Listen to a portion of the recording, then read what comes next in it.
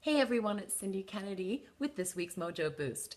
A moment for you to refocus, re energize, and get re inspired so you can get back to rocking the world your unique way. One thing that I say is own your choices, own your life. Because there's often part of our lives that we haven't owned. And when we don't own the decisions we've made in the past, we don't own all of who we are, we're always going to settle for less. And we're always going to feel like there's just a part of us that we can't really share with others for fear of being not loved, for fear of not being accepted. And that's simply because we haven't loved and accepted ourselves enough to move through that. So, is there anything right now in your life that you haven't really owned in terms of decisions you may have made in the past, things that you did or didn't do? I really want you to capture what those are. Because here's the thing, for most of us, we do the best that we can in that moment with the knowledge that we have at that time, with the skills that we have at that time, with the amount of awareness and love for self that we have at that time. And you need to really embrace the choices you've made in your life. Right now, looking back, maybe you would have made different choices, and that's okay. That's simply you having evolved, loving yourself more, knowing that there's more that you can offer, understanding the impact of others, being more open to giving and receiving. I'm going to give you an example. About a month ago, I went to an industry event, and somehow four of us just joined up.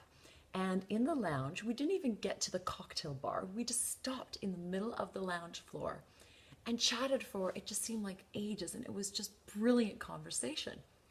Now, somehow, it turns out every single one of us had never either gone or completed university. Now, funny that we would all congregate together. Now, these are all really successful people in their own right. And what I found more interesting, and it's a question I want you to ask yourself, and it's a question I want you to start asking more of others, isn't just what have you done? It's why did you make the choice that you made? And why are you doing what you're doing now? Because that is so much more informative of who you are and your values and your mindset and your vision than what you did.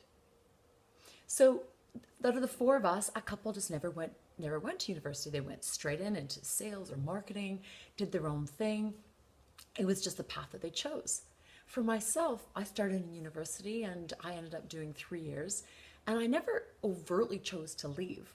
I just remember my dad passed away.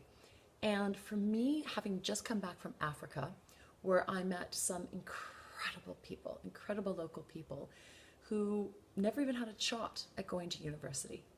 And I got to university and I just felt like so many of us were wasting this opportunity. I remember feeling so pulled towards wanting to really dive deep and then be told in school what to study. And I was really bored. I'll be honest, in university, I did not feel challenged. And then along comes the death of my father, who was my absolute best friend. And I remember I just wanted my life to be purposeful. And I just knew in that moment, if I was to continue with school, I was doing it to just tick a box. Now, this is just my story, no one else's story.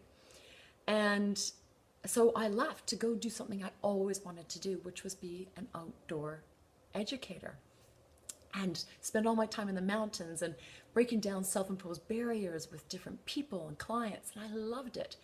Now, I never overtly chose to I never thought I'd not go back. But over time, I ended up doing different studies, different qualifications, different life path. But here's the part. So while I look back and I go, wow, that was really important decisions for me at the time.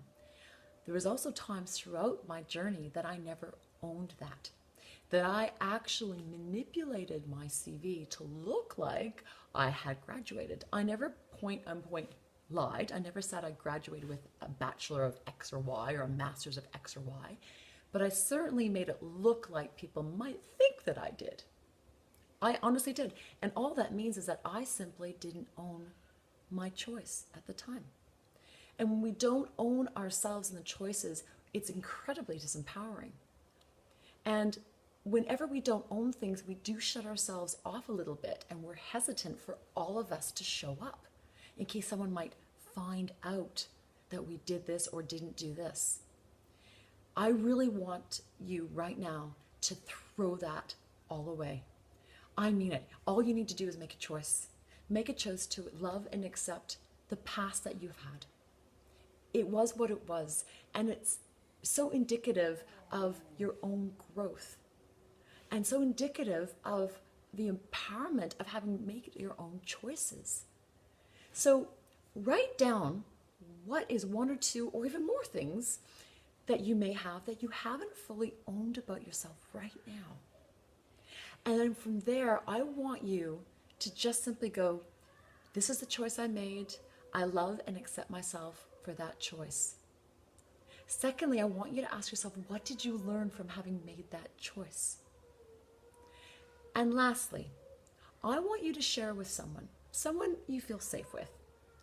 I want you to share one thing about yourself that you haven't fully owned.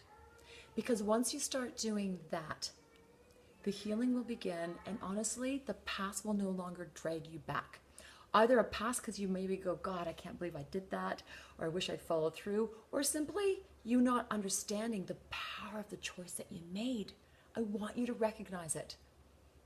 So I still want you to share that with somebody else and see what starts to happen within yourself. And when someone witnesses you, all of you, offer that gift to yourself, offer that gift to someone else. And again, own your choices, own your life. My little guy is starting to cry. I've got to go. I'm going to own my choice to be a mom. Love you guys tons. I can't wait to see you next week. See you later.